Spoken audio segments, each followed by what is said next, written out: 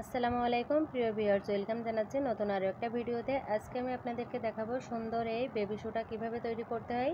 তার জন্য প্রথমে কিন্তু সোলটা তৈরি করে নিতে হবে। আর এটা আমি তৈরি করেছি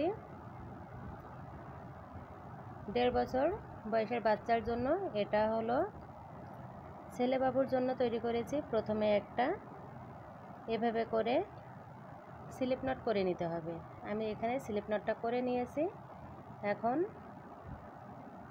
1 2 3 4 5 6 7 8 9 10 11 12 13 14 15 16 17।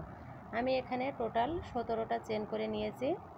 আপনারা চাইলে কম বেশি করে নিতে পারেন পায়ের মাপ অনুযায়ী। এখন 1 2 3 তিনটি ঘর 3 নাম্বার চেনের ভেতর দিয়ে এখানে 3 নাম্বার চেনের ভেতর দিয়ে আমি এখানে হুকটা দিয়ে এখন এভাবে করে একটা হাফ ডাবল কুশি করে নিলাম। এবং প্রথম দুইটি চেনকে হাফ ডাবল কুশি কাউন্ট করতে হবে, তাহলে একই ঘরে 3টি হাফ ডাবল কুশি হয়ে গেল। এখন বাকি যে চেনগুলো আছে প্রত্যেকটি ঘরে আমি একটা একটা করে হাফ ডাবল কুশি করে নিব। 2 3 4 5 6 7 8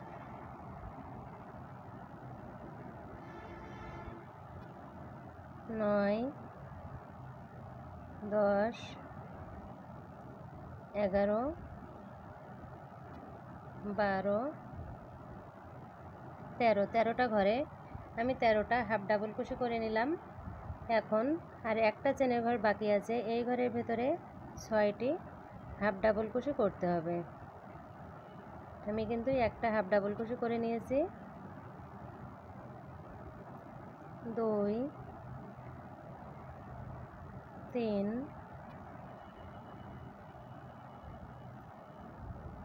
4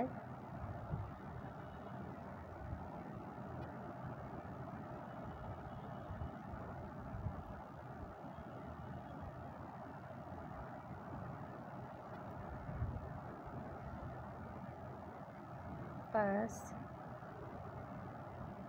6। একই ঘরের ভেতরে এখানে আমার 6টা হাফ ডাবল কুশি করা হয়ে গেল। বাকি যে ঘরগুলো আছে দেখুন 1 2 3 4 5 6। বাকি ঘরগুলোতে এখন আমি একটা একটা করে হাফ ডাবল কুশি করে নিব। তো এখানে কিন্তু জুতোর সোল করতে হলে প্রথমে এই কাজটা অবশ্যই খুব ভালোভাবে কমপ্লিট করতে হবে, তা না হলে কিন্তু জুতোর শেডটা আসবে না। প্রত্যেকটি ঘরের ভেতরে আমি একটা একটা করে হাফ ডাবল কুশি করে নিচ্ছি 13টা ঘরে। এবং শেষের যে ঘরে আমি 3টি হাফ ডাবল কুশি করেছি সেই জায়গায় এসে কিন্তু কাজটা স্টপ করতে হবে, কারণ আমি একটা সাইডে 3টি হাফ ডাবল কুশি করেছি।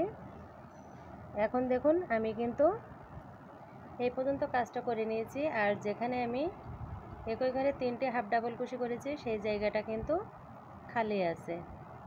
তো এখানে এখন আরও 3টি হাফ ডাবল কুশি করতে হবে, তাহলে একই ঘরে কিন্তু টোটাল 6টি হাফ ডাবল কুশি হয়ে গেল। তো এখানে দেখুন এরকম একটা শেড হয়েছে। এবং প্রথম আমি যে 2টি চেন করেছিলাম সেই 2 নাম্বার চেনের ভেতর দিয়ে এভাবে করে স্লিপ স্টিচ করে জয়েন করতে হবে। আমার ফার্স্ট রাউন্ডের কাজটা কমপ্লিট হয়ে গেল।